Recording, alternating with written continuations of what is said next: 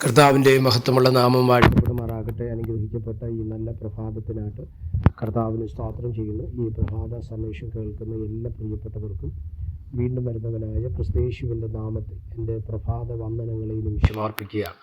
പ്രാർത്ഥനയോടും ദൈവാശ്രയത്തോടും കൂടി ഈ സന്ദേശത്തിലേക്ക് നിങ്ങളുടെ ശ്രദ്ധയെത്തിരിക്കുന്നു.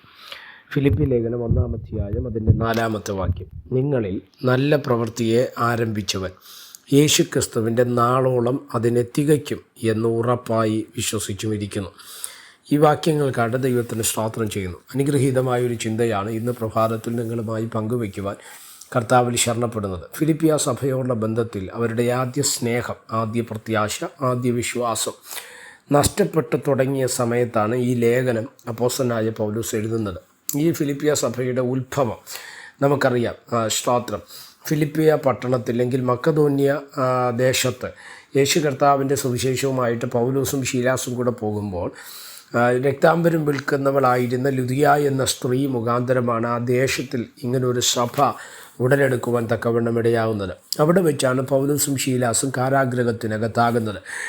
ആ തുടർന്നുള്ള സമയങ്ങൾ ജീവിതത്തിനകത്ത് വെളിപ്പെട്ടു വന്ന ചില ക്ലേശങ്ങൾ, ഇത് മീൻസ് ആ കാരാഗ്രഹത്തിലായ സമയത്ത് ദൈവം പൗലോസിനെയും ശീലാസിനെയും അന്ന് രാത്രി കർത്താവിൻ്റെ കരം ഇറങ്ങി വന്ന് വിടുവിക്കുന്നതായിട്ട് നമ്മൾ വായിക്കുന്നുണ്ട്. ആ വിടുതൽ കണ്ടാണ് ഫിലിപ്പിയ സഭ ദേശത്തിൽ ഉത്ഭവിക്കുവാൻ തക്കവണ്ണം ഇടവന്നത്. എന്നാൽ കാലത്തിൻ്റെ പോക്കിൽ പൗലോസ് പിന്നെയും കർത്താവിൻ്റെ പദ്ധതിക്കകത്ത് വന്നതാണ്. പിന്നെയും ജയിലറയ്ക്കകത്തേക്ക് പൗലോസ് അപ്പോസ്തലൻ കയറുവാൻ തക്കവണ്ണം ഇടയായി. അങ്ങനെ ജയിലിനകത്തായപ്പോൾ പിന്നെയും ഫിലിപ്പിയ സഭ ആദ്യ പ്രത്യാശയിൽ നിന്ന്, ആദ്യ പ്രതീക്ഷയിൽ നിന്നൊക്കെ അവർ താഴോട്ട് പോകുന്ന ഒരു ഭാഗത്ത് നമുക്ക് ഈ വാക്യങ്ങളിലൂടെ മനസ്സിലാക്കാൻ കഴിയുന്നു. ഇത് മനസ്സിലാക്കിയ പൗലോസ് ഫിലിപ്പിയ സഭയോട് പറയുകയാണ്, നിങ്ങളിൽ നല്ല പ്രവൃത്തിയെ ആരംഭിച്ചവൻ ക്രിസ്തുവിൻ്റെ നാളോളം അതിനെ തികയ്ക്കും. എന്നെ ശ്രദ്ധിക്കുന്ന ഈ മക്കളോട് ഞാൻ ഈ കാലത്തിൻ്റെ ഒരു പ്രത്യേകത, പ്രത്യേകിച്ച് നമ്മുടെ ആത്മീക സമൂഹത്തിനകത്തുള്ള ഒരു പ്രത്യേകത എന്ന് പറയുന്നത്, നല്ല തുടക്കങ്ങൾ പലർക്കും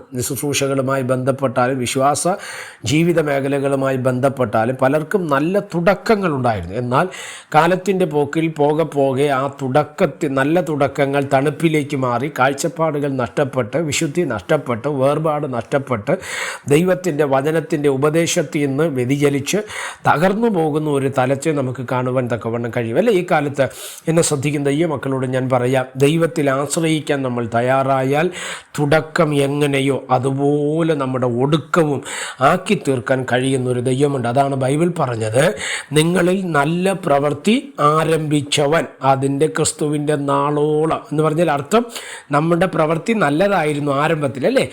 സ്തോത്രം. പോകെ അത് മാറരുതേ. പകരം നമ്മുടെ ജീവിതത്തിൻ്റെ അവസാനം വരെയും ആ നല്ല പ്രവൃത്തിയിൽ തുടർന്ന് നിത്യതയിലേക്ക് അല്ലെങ്കിൽ കർത്താവിൻ്റെ വരവിൽ എടുക്കപ്പെടുന്നവരായിരിക്കാൻ കർത്താവ് നമ്മളെ സഹായിക്കട്ടെ. ഞാൻ ഇന്ന് പ്രഭാതത്തിൽ ഈ സന്ദേശം കൈമാറുമ്പോൾ നമ്മുടെ ഒടുക്കം നല്ലതായിരിക്കണം, നമ്മുടെ തുടക്കം നല്ലതായിരിക്കണം. ഇത് ഒടുക്കം, സ്തോത്രം, തുടക്കം നല്ലതാകണമെങ്കിൽ ഒടുക്കവും നല്ലതായിരിക്കണമെങ്കിൽ ഒറ്റ കാര്യം മതി. വേറെ ആരുടെയും കരം നമ്മൾ പിടിക്കണ്ട, വേറെ ആരും നമ്മളെ സഹായിക്കണ്ട. സ്തോത്രം, കർത്താവിൻ്റെ കരം നമ്മളെ പിടിച്ചാൽ മതി കേട്ടോ. കർത്താവിൻ്റെ കരം നമ്മളെ പിടിച്ചു കഴിഞ്ഞാൽ നമ്മുടെ ആരംഭവും നന്നായിരിക്കും, നമ്മുടെ അവസാനവും നന്നായിരിക്കും. ആ നിലവാരത്തിൽ ഒരു ക്രിസ്തീയ ജീവിതം നയിച്ച് ദൈവരാജ്യത്തിന് ഓഹരിക്കാരാകുവാൻ ദൈവത്തിൻ്റെ ആത്മാവ് നമ്മളെ സഹായിക്കട്ടെ. പ്രാർത്ഥിക്കാം. പരിശുദ്ധനായ ദൈവമേ, സ്വർഗീയ നല്ല പിതാവേ, ഈ സന്ദേശത്തിനായിട്ട് സ്തോത്രം ചെയ്യുന്നു. ഈ സന്ദേശം കേൾക്കുന്ന എല്ലാ പ്രിയപ്പെട്ടവരെ തൃക്കരങ്ങൾ തരികയാണ്. അവിടെ നിന്ന് ചെറുകടി മറയ്ക്കുകയും സഹായിക്കുകയും അനുഗ്രഹിക്കുകയും ചെയ്യേണ്ടതിനായി പ്രാർത്ഥിക്കുന്നു. സമസ്തവും തൃക്കരങ്ങൾ തരുന്നു. കൂടെയിരിക്കണം. മഹത്വം അങ്ങേക്ക് യേശു കർത്താവിൻ്റെ നാമത്തിൽ തന്നെ. ആമേൻ. എല്ലാവരെയും ദൈവം അനുഗ്രഹിക്കട്ടെ. God bless you.